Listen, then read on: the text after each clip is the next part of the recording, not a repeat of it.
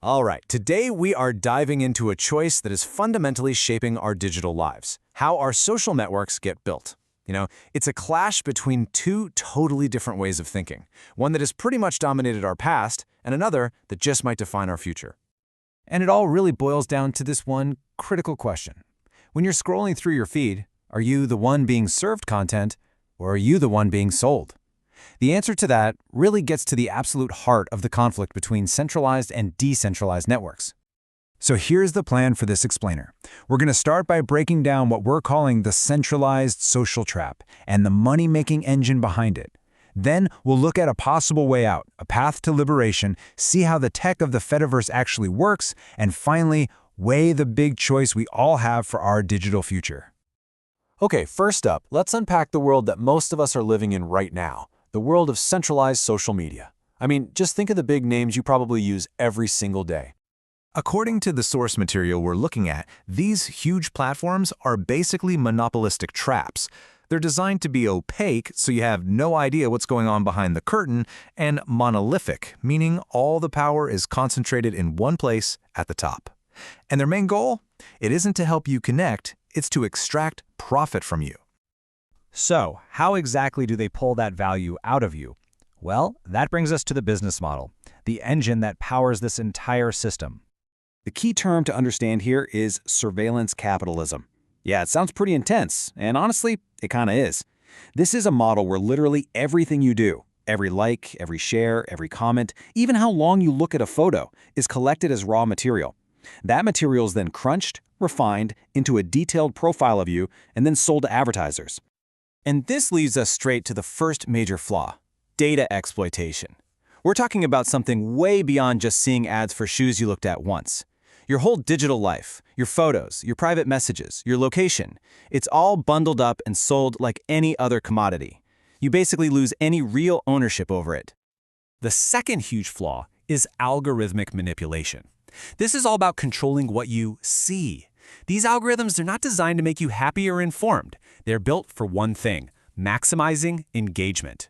And our source is really clear on this. It turns out outrage and sensationalism are fantastic at keeping us glued to the screen, which just ends up creating more division and polarization by design. And finally, we've got the flaw of arbitrary censorship. I mean, think about it. When a single boardroom can decide what billions of people get to see and say, you've created a massive single point of failure. That kind of power can easily be used to serve corporate or political agendas, not the public. This quote from our source just sums it all up perfectly. In this model, the user is deliberately converted into the raw material for profit. You aren't the customer, you are the product being sold. Okay, I know that all sounds pretty bleak, but our analysis doesn't end there. Now we're going to pivot from the problem to a potential solution, a totally different way of thinking about how we build our digital communities. This alternative is built on one core idea, decentralization. So instead of one giant tower controlled by a single company, picture a network of thousands of smaller, interconnected communities. The entire goal here is to distribute the power away from a central corporation and put it back where it belongs, with us, the users, and our communities. Right. So how does this actually work? It might sound really complicated, but the idea behind it is surprisingly simple and, well, elegant. Welcome to the Fediverse. It's just a mashup of federated and universe. The easiest way to think about it is like email. You might have a Gmail account and I might have a Yahoo account, but we can still send emails back and forth, no problem.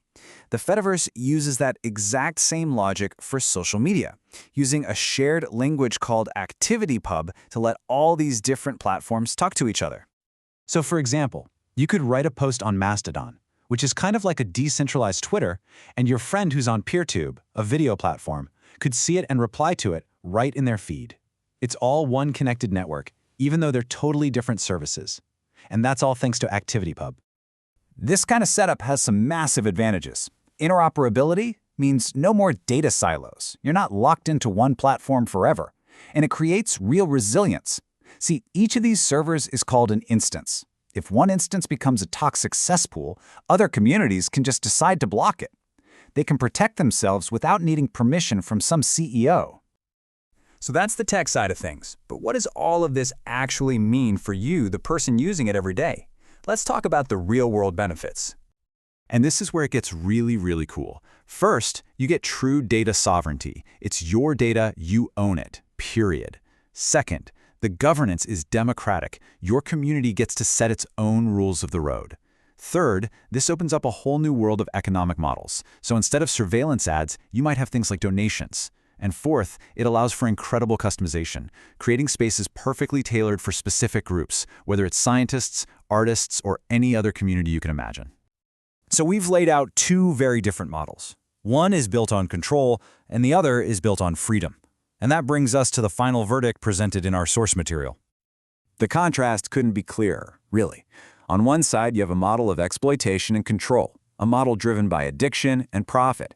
It's opaque and it's censored. On the other side, you have a model of empowerment and ownership, driven by purpose and community. It's transparent and it's fundamentally free. At the end of the day, the source argues that decentralization isn't just some techie alternative. It's an absolute necessity for our digital freedom. And that leaves us with one final question to think about. As these technologies get easier to use, which path are we actually going to choose? Is the future of our social world really in our own hands?